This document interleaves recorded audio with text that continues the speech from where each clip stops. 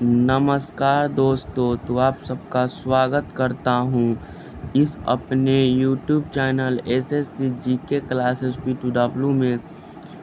तो देखिए दोस्तों, आज हम लोग का प्रश्न होने वाला है भारत का इतिहास, सिंधु और हड़प्पा सभ्यता।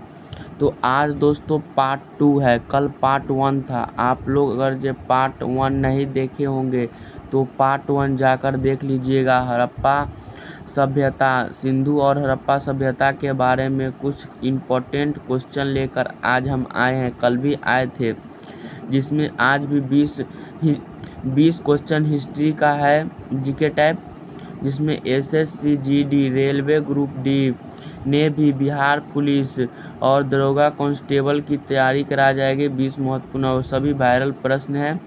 इसमें से कुछ प्रश्न UPSC में भी पूछे गए थे सिंधु और हड़प्पा सभ्यता से, इसीलिए यह क्वेश्चन का मैंने पार्ट 1 पार्ट 2 बना दिया है। अभी 2-3 दिन और चलेगा। तो चलिए दोस्तों, तो इसी पर हम लोग बढ़ते हैं क्वेश्चन की ओर। तब तक के लिए नहीं लगले बढ़ते हैं। अब क्वेश्चन 1 नंबर क्वेश्चन अपना क्या कहता है सो देखते हैं। तो देखिए दोस्तों, अपना 1 नंबर क्वेश्चन कह क्या रहा है सो पढ़ के और समझते हैं।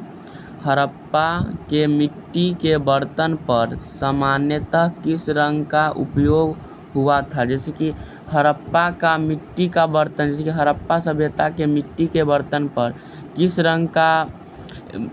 रंग का उपयोग किया जाता था? जैसे कि लाल रंग का उपयोग किया जाता था उनके बर्तन पर। जैसे उनका जो बर्तन था ना सो लाल लाल रहता था। उसके बाद आप लोग समझ गए होंगे। उसके बाद दूसरा नंबर क्वेश्चन क्या कह रहा है? सिंधु घाटी सभ्यता के विकसित अवस्था में किस स्थान से घरों के कुएं में अवशेष मिले थे? जैसे कि क्या करा, अच्छे समझा देता हूँ आप लोग को। सिंधु घाटी सभ्यता की विकसित अवस्था में किस स्थान से घरों के कुओं के अवशेष मिले थे? जैसे कि घरों में ना कुएं के अवशेष मिले थे, वह कहाँ मिला था? तो क्या कर रहा है? मोहनजोदड़ो में मिला था। घरों में कुएं के अवशेष मिला था कि मोहनजोदड़ो में। सिंधु घाटी के मोहनजोदड़ो एगो शहर है, वो कल भी आया था क्वेश्चन, उसमें है। इसलिए बोल रहे हैं आज नहीं, जो देख रहे हैं क्वेश्चन वो कल वाला जाकर जरूर पार्ट 1 देख ले। और वीडियो बनाने में थोड़ा मेहनत लगता है, इसलिए चैनल को जरूर सब्सक्राइब करें, वीडियो को लाइक भी करें। तो चलिए अब हम लोग बढ़ते हैं अगले क्वेश्चन की ओर, अर्थात 3 नंबर की ओर। तो अपना 3 नंबर क्वेश्चन क्या कह रहा है? देखिए दोस्तों, सिंधु घाटी सभ्यता के जो खोज निकालने में जिन 2 भारतीयों का नाम जुड़ा है वे हैं। जैसे कि सिंधु घाटी सभ्यता तो भारतीयों ने ही दो भारतीयों ने खोजा था। उनका नाम क्या क्या है? तो एक का नाम है दयाराम साहनी, वो कल भी आया था, दयाराम साहनी। और दूसरा है राखाल दास बनर्जी। दूसरा देखिए, 2 भारतीयों ने सिंधु घाटी सभ्यता का खोज किया था। पहला का नाम क्या है? तो दयाराम साहनी, और दूसरा का नाम है राखाल दास दूसरा का नाम क्या है? राखाल दास बनर्जी। तो चलिए दोस्तों, अब हम लोग पढ़ते हैं 4 नंबर क्वेश्चन की ओर। 4 नंबर क्वेश्चन क्या कह रहा है? तो क्या कह रहा है? तो हड़प्पा संस्कृति की जानकारी का मुख्य स्रोत है। तो हड़प्पा संस्कृति जानकारी का मुख्य स्रोत क्या है? तो हड़प्पा सभ्यता की जानकारी का मुख्य स्रोत पुरातात्विक खुदाई है। जैसे कि हड़प्पा संस्कृति का प्राथमिक खोज किया है, जैसे कि खुदाई होता है तो उसमें से कुछ सामान निकलता है, उसी को हड़प्पा संस्कृति का अंश, उसी से समझ में आता है कि यह हड़प्पा संस्कृति का प्रतीक था। खुदाई होता है प्राथमिक सामान। तो आप लोग समझ गए होंगे। तो चलिए 5 नंबर क्वेश्चन की ओर बढ़ते हैं। तो अपना 5 नंबर क्वेश्चन क्या कर रहा है?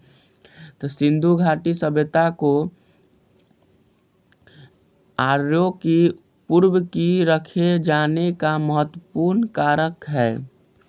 क्या कह रहा है, सिंधु घाटी सभ्यता को आर्यों से पूर्व रखे जाने का प्रमुख कारक क्या है। तो प्रमुख कारण क्या है, मृत भाट जो है कुछ उसी का ही कारण है।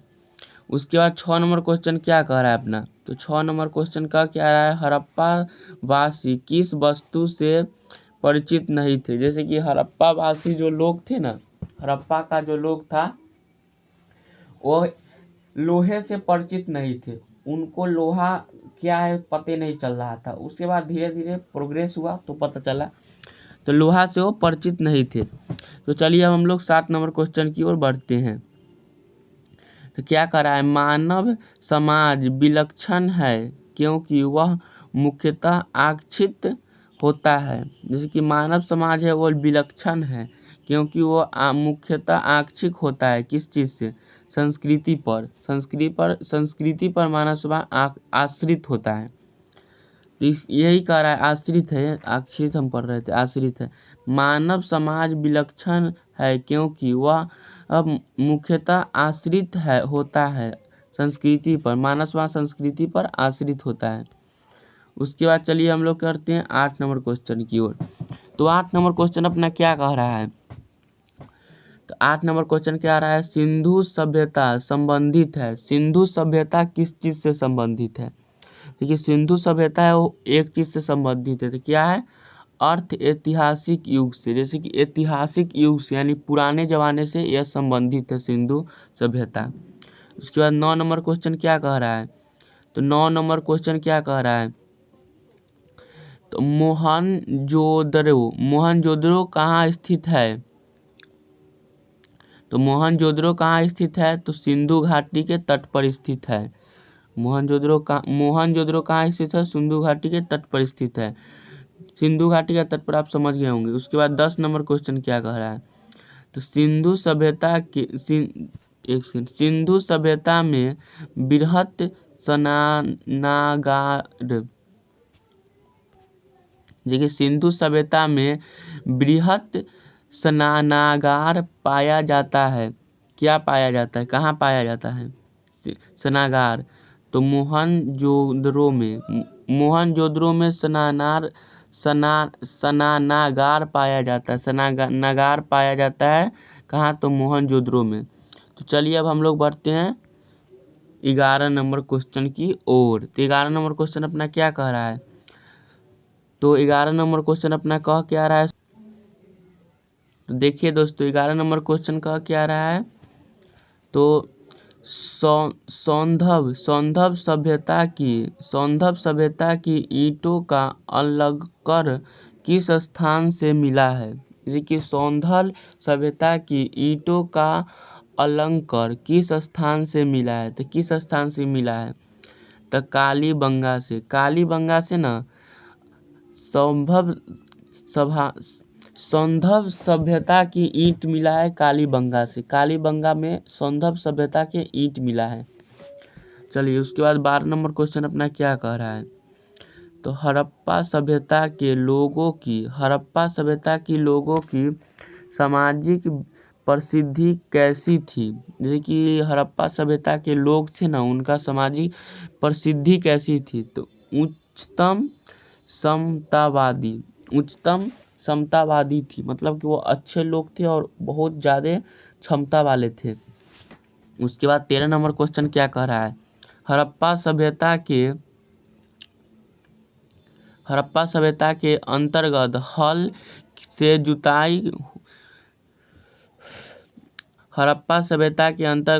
से जोत गए खेत का साक्ष्य कहाँ से मिला। जैसे कि हड़प्पा सभ्यता के जो हल से जोत गए खेत का साक्ष्य कहाँ से मिला। जैसे कि उनको खेत जोतता था हल से, वो कहाँ से वो हल मिला, तो कालीबंगा से उनका हल का अंश मिला था।